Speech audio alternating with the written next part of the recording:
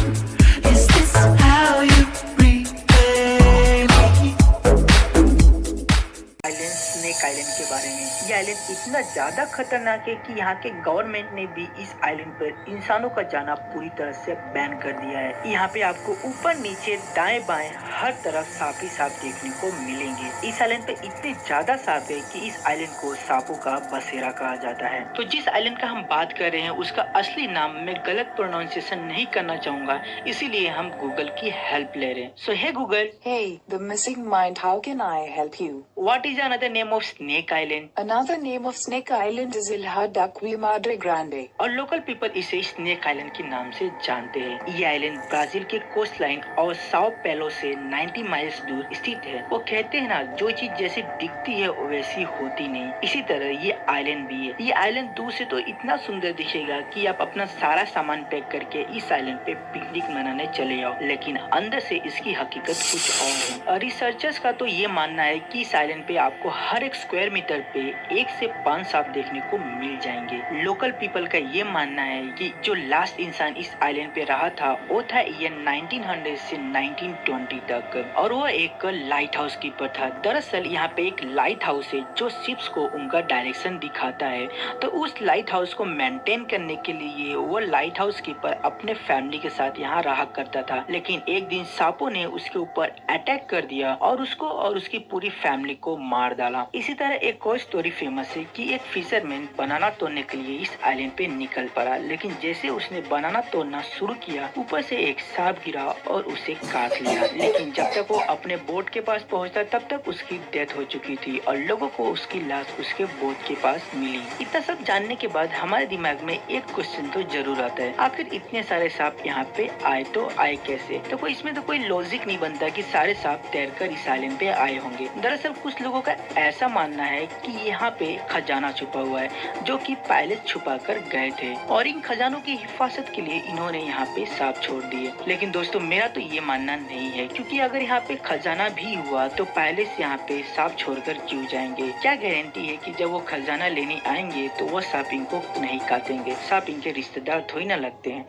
तो अगर हम रिसर्चर्स की माने तो लगभग 11,000 साल पहले ये भी एक ब्राजील का हिस्सा हुआ करता था, लेकिन सी लेवल बढ़ने के कारण ये आइलैंड ब्राजील से अलग हो गया और इस आइलैंड पे इतने सांप नहीं थे जितने अभी के समय में हैं। जैसे जैसे समय बीतते गया वैसे वैसे इन्होंने अपनी पॉपुलेशन इतनी तेजी से बढ़ाई। यहाँ पे आज लगभग 3,000 से 4,000 सांप पाए जाते हैं और ये सारे सांप जो है नॉर्मल सांपों से 5 गुना ज्यादा जहरीले होते हैं। और इतना ही नहीं, world one of the dangerous snake golden lancehead सिर्फ इसी आइलैंड पे पाया जाता है। ये स्नेक येलोइश ब्राउन कलर का होता है और इसकी लंबाई लगभग 28 इंच तक होती है, लेकिन कुछ रिपोर्ट के हिसाब से कुछ लैंडशेड 46 इंचेस के भी पाए गए हैं। ये इतने ज्यादा जहरीले होते हैं कि इनका जहर आपका स्किन पिघला दे। अगर इस सांप ने आपको काट लिया तो 1 घंटे के अंदर आपकी मौत पक्की। अगर 1 घंटे के अंदर आपने इसका ट्रीटमेंट नहीं करवाया तो आपके मरने के पूरे 7% चांसेस रहते हैं। अगर आपने ट्रीटमेंट करा भी लिया तो फिर भी आपके मरने के 3% चांसेस रहते हैं। इस सांप का जहर इतना ज्यादा जहरीला होता है कि ये आपके किडनी को फेल कर सकता है, आपके मसल टिश्यू को डैमेज कर सकता है और आपको ब्रेन हेमरेज भी हो सकता है। इस आइलैंड पे आपको सांपों के अलावा और कोई जीव जंतु देखने को नहीं मिलेंगे। ऐसा इसलिए क्योंकि यहाँ पे जितने भी जानवर थे वो इन सांपों का शिकार बन गए, जिसके कारण इनके खाने की कमी होने लगी। फिर जाकर इन्होंने अपना शिकार माइग्रेटरी बर्ड को बनाना शुरू कर दिया। ये पेड़ों के ऊपर जाकर छुप जाते और जैसे कोई चिड़िया बैठती ये उनके ऊपर झपट पड़ते और इन्हें काट कर मार डालते। उसी तरह जो भी यहाँ जाता वो इनका शिकार बन जाता है। इस आइलैंड का टेम्परेचर अगस्त से मार्च के बीच में 19 डिग्री सेल्सियस से 28 डिग्री सेल्सियस तक रहता है। लेकिन इससे भी हैरानी की बात तो ये है कि इतने डेंजरस आइलैंड पे भी लोग अपने जान को खतरे में डालकर स्मगलिंग करते हैं। ये लोग इलीगली इस आइलैंड पे घुसते हैं और सांपों को पकड़ के ब्लैक मार्केट में बेच देते हैं। इनके रेयर होने के कारण इनकी प्राइस $10,000 से $30,000 तक पहुंच जाती है। लेकिन इन सब के अलावा ये सोच के डर लगता है कि जो सांप सिर्फ इसी आइलैंड पे पाए जाते हैं उनको अगर खरीदने वाला ज्यादा केयरफुल नहीं हुआ तो उनकी पॉपुलेशन और भी जगह बढ़ सकती है, जिससे लोगों के जान को खतरा हो सकता है। लेकिन हर एक चीज सिर्फ बुरी नहीं होती, उसके अंदर कुछ न कुछ अच्छाइयाँ होती है। उसी तरह इस आइलैंड से भी हमको बहुत ही ज्यादा फायदा होता है। इस आइलैंड पे जितने भी सांप पाए जाते हैं, उनके पॉइजन से कई जानलेवा बीमारियों का दवा बनाई जाती है, जैसे कि हार्ट डिसीज।